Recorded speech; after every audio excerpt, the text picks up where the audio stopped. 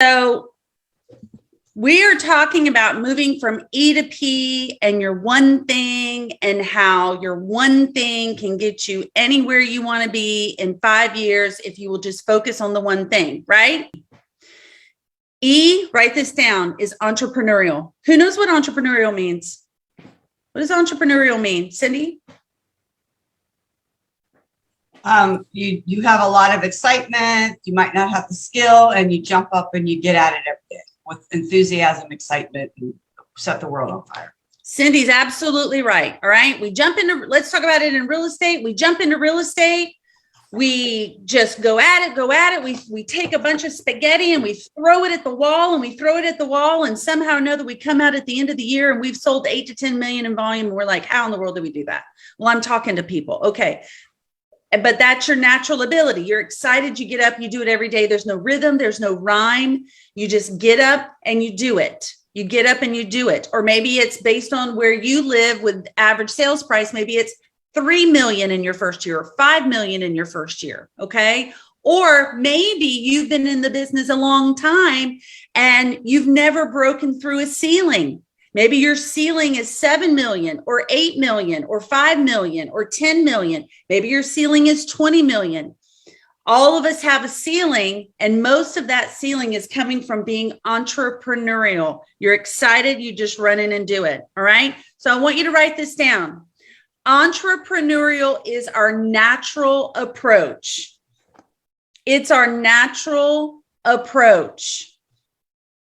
It's seeing something we want and racing off to do it with enthusiasm, energy, and our natural ability. Our natural ability. Okay. So for example, if someone has a natural ability for carpentry, you give them a hammer, they're off to the races, right? Who do you know in your life that has a natural ability at something? What's their natural ability? You don't have to tell me their name, but what's their natural ability? Janet? To be a speaker.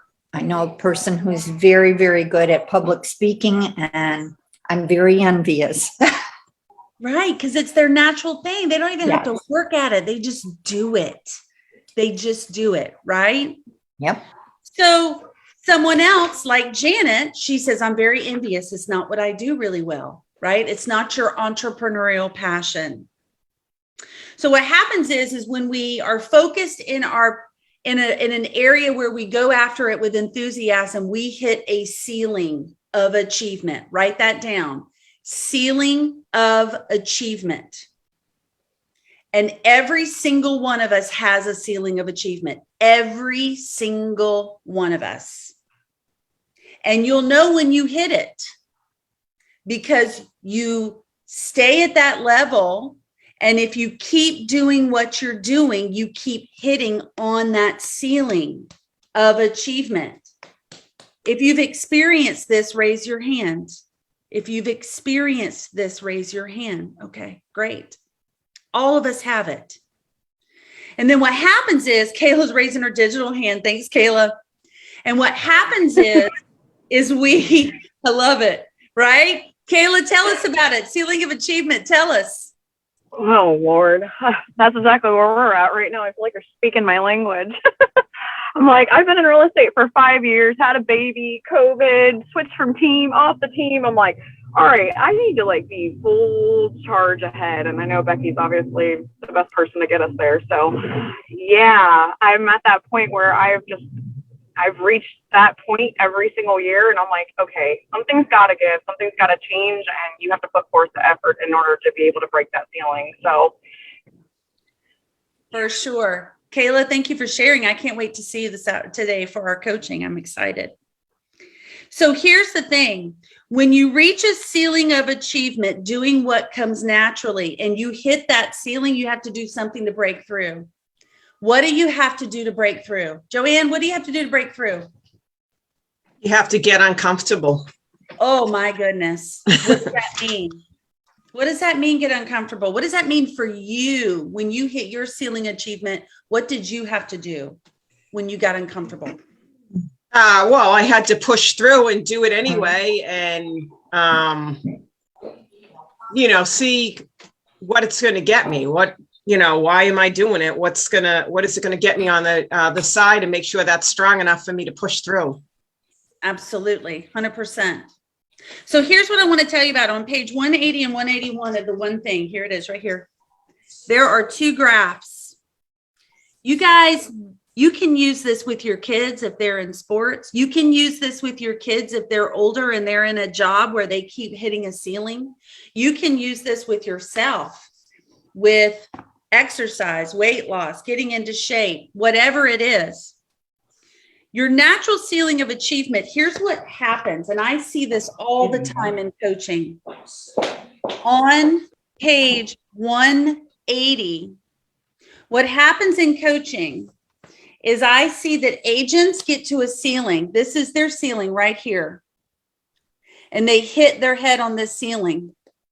And then what happens is they become disappointed because just like Kayla said, I've been in the business for 5 years and I just keep hitting my head on this ceiling and I'm not getting to where I want to be. And then what happens is you move to number 2, which is resignation. Okay, well, I guess this is the best I can do. I'm not saying Kayla's there. That's why she's coaching, right? That's why she reached out to me. But most folks will go into resignation and then they'll move into, well, I guess there's greener pastures. What happens in number 3 when there's greener pastures? This is where 80% of the agents do what? In 2 years after getting their license, what do? Quit. They quit.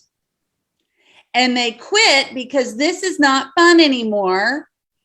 Because I've made 2 million I've hit 2 million in volume for 2 years in a row or less, and I don't have enough money to pay the bills and I got to go back to work. Or I'm working 2 jobs and I can't quit the one job to get to real estate. And then what happens is they go back to their job. And then a couple years later, they decide to get into it again because the market's great, right? How many people are in real estate school this last year? 1.1 million. 1.1 million people in real estate school. That at one time, I think when Gary Keller told us that, it was like November or something like that. And it was more than there were licensed realtors in the United States. There was more people in real estate school than there was licensed realtors, right? But then they go back and they hit their head on the ceiling again, and this continues. So what do you have to do? You have to get purposeful. So one of the reasons I call this call limitless is because it goes straight to getting purposeful around your activities. And it's when you get a highly productive people, here's what Gary says on page 180, highly productive people don't accept the limitations of their natural approach as the final word on their success. When they hit a ceiling of achievement, they look for new models and new systems. Write it down, new models and systems. If you keep doing the same thing the same way, you'll get what? Same results. Same results, Cindy. You know this. You've heard this. You've been in this as long as I have, right? You get the same results. And so what happens is when you look for a new model and system, Kayla, you look for better ways to do things to push you through your ceiling of achievement, right, Joanne? Right, Terry? Right, Renee? Right, guys? Right, Rita? Okay, so what happens is when you look for models and systems to push you through, you can achieve breakthroughs and accomplish things far upon your natural abilities. You cannot put limits on what you do. You will have to be open to new ideas and new ways of doing things if you want to get a breakthrough in your life. So what does that mean? Well, it means it's called focus, models, systems, and you break through. So you decide, what am I going to focus on? Mm-hmm. What model am I going to create around it?